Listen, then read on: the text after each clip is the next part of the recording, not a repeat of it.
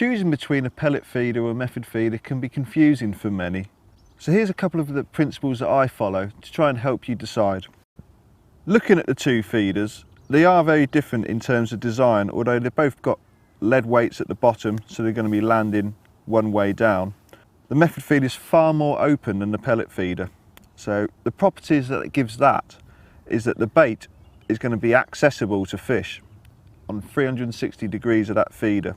And it's also more exposed to water, which means it's going to break down or fall off the feeder quickly.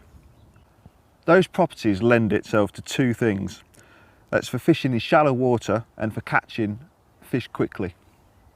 And that's because of that fast breakdown rate and it being more accessible to the fish over a slightly larger area. Now conversely, the pellet feeder, with the fact that it has a casing over the top of it, means the bait's only accessible once it comes out the feeder to one side or the front end. Now that keeps the bait a lot tighter, which means it lends itself to when you're getting less bites basically, because your bait's spread over a smaller area, then you're more likely to get a fish come in and pick it up in one go, because your hook bait is definitely in your pellets at all times. It hasn't spread off the feeder.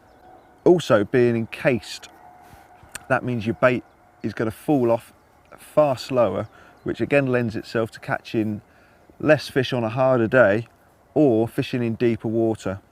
So in summary, method feeder, in my opinion, shallow water and on good days when the fish are actively looking for food. Pellet feeder is for deeper water or when the fish aren't feeding as hard and you're getting far less indications and bites.